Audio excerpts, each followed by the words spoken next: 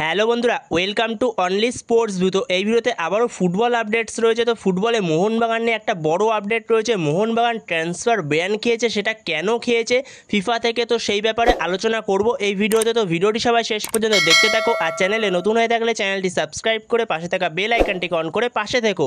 তো এই মুহূর্তে সবথেকে বড় খবর, মোহনবাগান ট্রান্সফার ব্যান খেয়েছে, কিন্তু সেটা কেন খেলো মোহনবাগান? তাহলে কি মোহনবাগান পরের সিজনে কোনো প্লেয়ার সাইনিং করাতে পারবে না?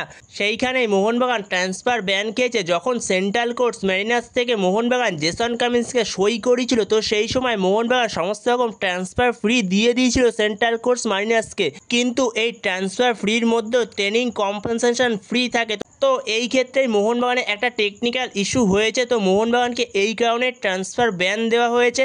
আর যেখানে মোহনবাগানকে ফিফা থেকে 1 মাসের সময় দেওয়া হয়েছে, তো 1 মাসের মধ্যে ব্যাপারটাকে সলভ করতে হবে মোহনবাগানকে। তো সেইখানে মোহনবাগান যেরকমটা জানিয়েছে 1 সপ্তাহ অথবা 10 দিনের মধ্যে, 7 দিন অথবা 10 দিনের মধ্যে মোহনবাগান ব্যাপারটাকে পুরো মিটিয়ে ফেলবে।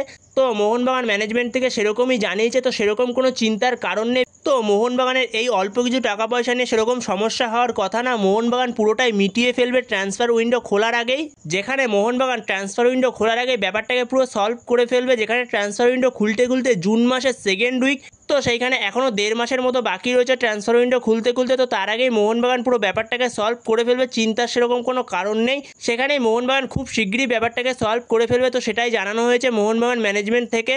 তো এই ব্যাপারে পরবর্তী সময় আর কোনো আপডেট পেলে অবশ্যই তোমাদের সাথে শেয়ার করে দেবো। তো বন্ধুরা, এই ভিডিওতে এই আপডেটটা নিয়ে আলোচনা করার ছিল। তো ভিডিওটি ভালো লাগলে অবশ্যই লাইক, শেয়ার, সাবস্ক্রাইব করতে ভুলো না। তো নেক্সট ভিডিওতে দেখা হচ্ছে, ততক্ষণের জন্য বাই বাই।